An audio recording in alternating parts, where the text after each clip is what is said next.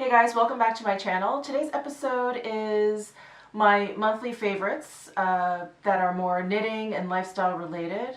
I don't have a lot of yarns to talk about. In fact, I only have one, unfortunately. I've been swamped with work, and so I've been really inundated with working with yarns that have been sent to me, and a lot of those yarns are either not new or yarns I've already talked about or yarns that haven't been released yet that I can't talk about. So anyway, this episode is going to be filled with a lot of random favorites. So if you're interested in finding out what those are, then just keep on watching.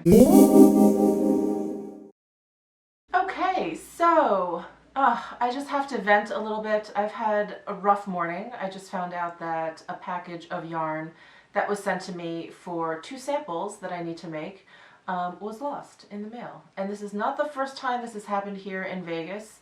And I've lost a couple of checks in the mail. A check was actually fraudulently deposited. And I'm pretty sure that happened at this end, not at the end where it was sent. So I'm super annoyed and was this close to having like a major meltdown, temper tantrum. But I got it together, and hopefully the yarn company will send me another package and maybe that other one will turn up. I mean, I don't know who would steal a bag of linen. It's like, did it mistakenly get sent to another knitter? Possible, but highly doubt. And I also woke up to, this is completely ridiculous, but I woke up to a gigantic zit on the side of my nose. And it's one of those zits that, not too visible, but it hurts so much. I feel like I got punched on this side of the face. So that's lovely. Aren't you happy to know that now?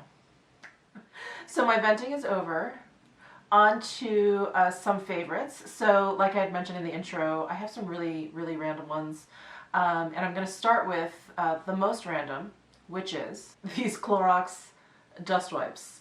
This video is in no way sponsored by Clorox. I just was actually given a free sample. I think I had bought those like Clorox wipes, the wet ones that come in like the like cylindrical tub with the pull top. Anyway, they included like one sample of these dust wipes.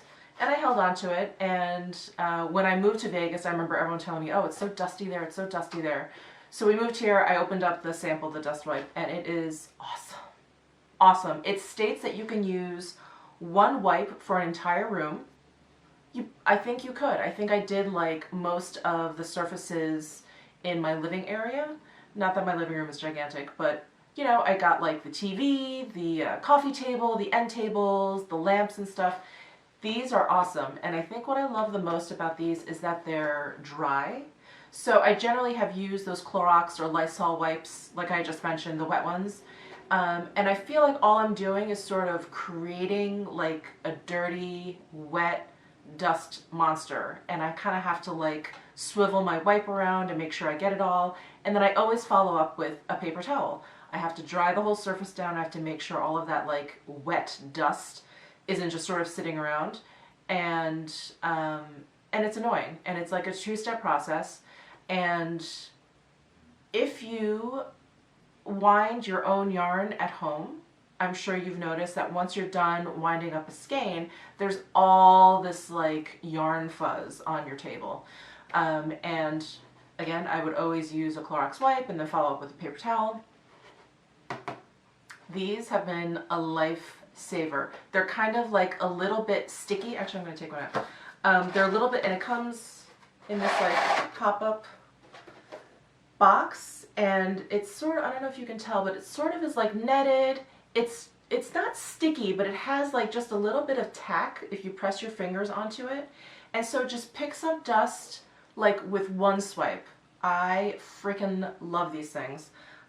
So I think, well, I recommend this to anyone who likes to dust, and I recommend this to knitters and crocheters especially, and spinners, because we just have a lot of fiber. You know what, and even quilters, because I remember when I was quilting a lot, you know, you'd be like sewing through the batting and there'd just be all this like kind of fuzz, and your workstation would just sort of be covered with this sort of like fiberific fuzz. So I recommend these for anyone who is basically a crafter. Love these. So these are the Clorox Triple Action Dust Wipes. I got these off of Amazon. Love them. So my next two favorites are actually two notebooks. I've mentioned Fashionaries in a favorites video last year. I can't remember exactly which one, but early on. And I have two sizes. You know, I have the regular notebook size, like the moleskin size, and then they have a larger size. And on both of those notebooks, there's 3 croquis on each page. So when I was in New York in January for Vogue Knitting Live, I went to Kinokuniya, and they had these Fashionaries that were pink and with this sort of like faux suede spongy texture for the cover.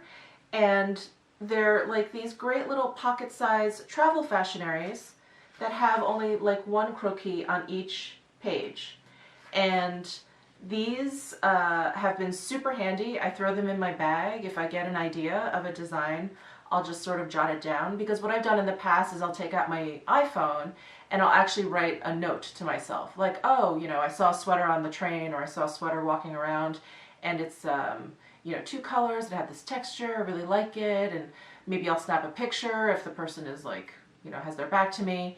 But I'll go back to notes like that maybe a couple weeks later, and they'll make absolutely no sense to me, especially if I haven't snapped a picture. So if I am quick to whip this out and whip out a pencil and sort of, you know, sketch the idea down, then even if it's a horrible sketch, it's better than written out like prose on on what I was thinking. So I've been enjoying these travel size Fashionaries because I never carried the other ones around. Not that they're gigantic, but you know, there's enough stuff in my purse. And again, I know in some of my past favorites, I know I've talked about notebooks and the I can't remember how to pronounce it. Lecturum. The moleskin dupe, that is actually much, much better. I had mentioned in a previous favorite. I love those, I do. But I've noticed that I need a notebook that lays flat more often than not. So this has been a long time favorite notebook of mine, but I just ordered a whole bunch more. So these are the Expedient notebooks. I don't actually know the brand. I don't know if that is the brand. Actually, I think it's Kyokuto Associates.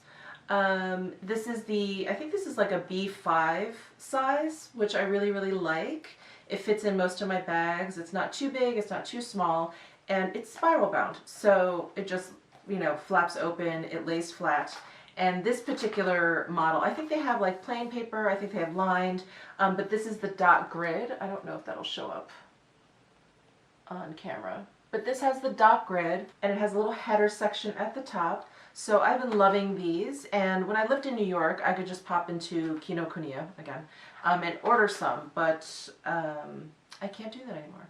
So I actually found this on Amazon, and the shipping took a while because I think it actually came from Japan, but the shipping was free, surprise. And yeah, and so I got them. They were in fine shape. The shipping was fine, just a little bit slow. So my next favorite is a magazine, and it is the latest issue of Ply. And I feel like I talk about Ply in almost all of my favorites issues, but I swear it is just a quarterly magazine. This latest issue, their spring 2017 issue, is all about down breeds. And down breeds, I believe, historically have always been bred for their meat and not for their wool. So this is sort of an issue saying, like, why not? These are the great things about down fleece, and I actually am a big fan of down fleece, mainly because I like the sheep. Look how cute they are. I think this is a Suffolk. I'm not 100% sure. I think this is a Suffolk, and they just remind me of Shaun the Sheep from Wallace and Gromit. Anyway, I actually, when I was at Rhinebeck, maybe 3 or 4 years ago, there was actually a breeder there that bred South Down sheep. And I don't know if I don't believe all South Downs are small, but there is sort of like this subset of South Downs called baby dolls. And they're these little teeny tiny sheep that are adorable. They're the size of like a small to mid-sized dog. And a lot of people use them as lawnmowers. They'll buy a few, they'll put them in there, especially if they have a large yard. And they just sort of, you know, they graze and they keep the grass at a decent length. And they're like pets. They're super, super adorable. Anyway, I fell in love with them. And then I went online, and on Etsy there was a seller that sold Southdown roving that you could spin from. So I got some, and it is definitely a different kind of wool than you would normally find. And you know, I think we're used to like Corriedale and BFL and even Merino and other breeds. You're not going to find a lot of down breeds very easily. I think that they're amazing if you are trying to learn or get used to long draw, because their fleece is so kind of interlocked and crimpy that it's kind of like, it's not sticky, but they stick together. So if you're practicing your long draw, I think it's great. I think that's really, really helpful.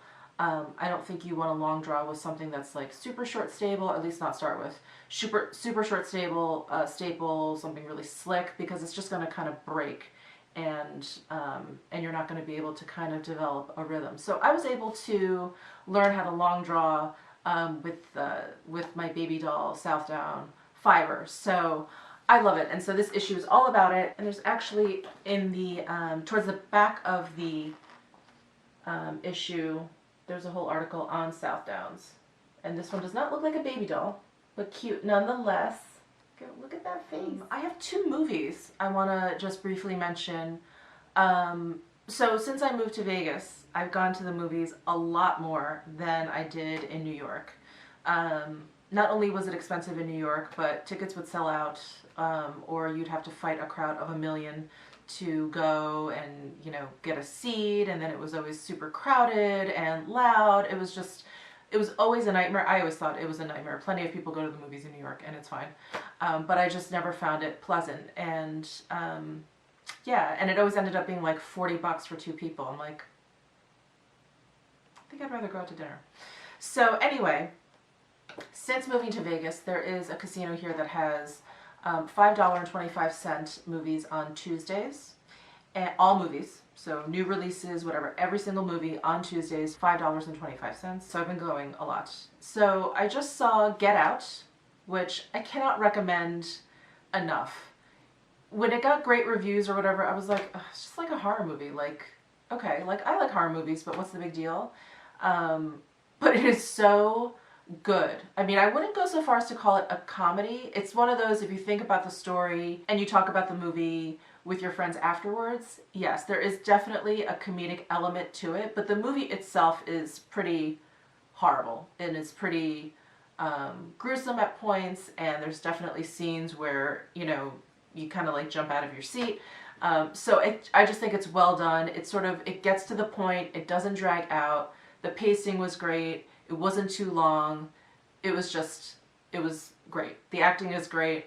And I also saw Logan, which surprisingly was amazing. I mean, I do like superhero movies. The X-Men movies have not been my favorite. I've been more of a fan of like the Marvel Avengers movies. I cannot stand the DC movies so far.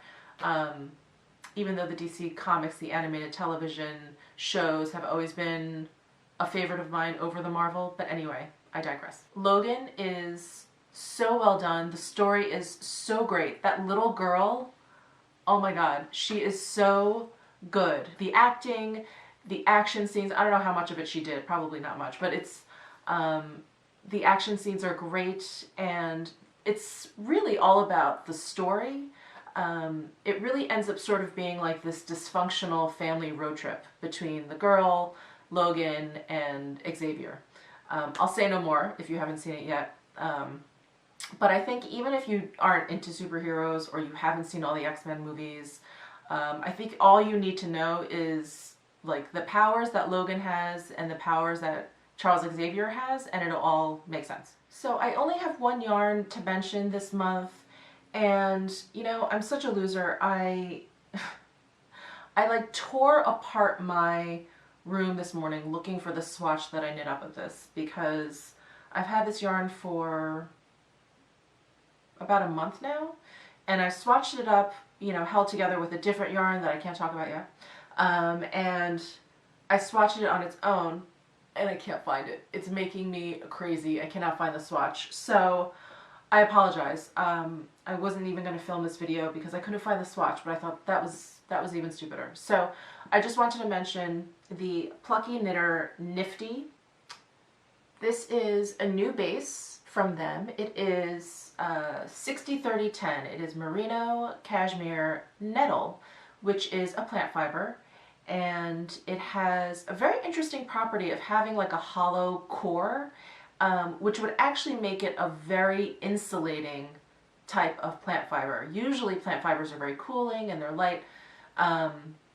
Nettle is kind of the opposite. So I think during production what they do is that they spin it so tightly that they, this sounds so violent, but they crush the core. And anyway, so it kind of keeps the plant fiber, it keeps it sort of a cooling sort of fiber, and a fiber that'll make a fabric that is, you know, warm weather friendly. Anyway, there's only 10% in here, so I think if you are someone like me who, I appreciate plant fibers, but it's just not something I like working with often. They're inelastic, they have like an incredibly heavy drape, and the beauty of them really can't be seen until you've worn it a lot. And so I find that difficult to work with. So this is like the perfect yarn for me because there's only 10% of the nettle, but you can see it. I don't know if you can see it closely, but because of its properties, it kind of sticks out a little bit, so it kind of gives the yarn a really interesting halo. And because it takes dye differently from animal fibers, it gives a depth, a really beautiful depth to the yarn and the color. So I think it's really an interesting blend, and it's so soft. And nettle sort of reminds me of like bamboo. It gives like just a little bit of sheen to the yarn. So it's very interesting.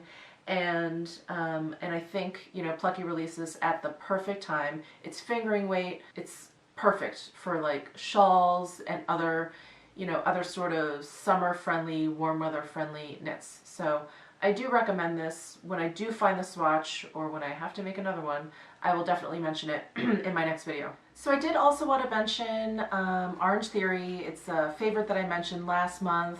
I'm still going strong. I love the classes. But when I talked about Orange Theory, I talked about Workout Factory, which is the boutique gym that I worked out in Long Island City, in Queens, when I was living in New York. I just wanted to give you guys an update on that because I recommended, if you were able to get there, to sign up for classes. They were great. Alex and Lisa are the best instructors I've ever had, blah, blah, blah. Well, Workout Factory actually lost the lease on their space. The rumor has it they found another place, another location, but I don't know how long it's going to take for them to kind of get that up and running. Hopefully not too long.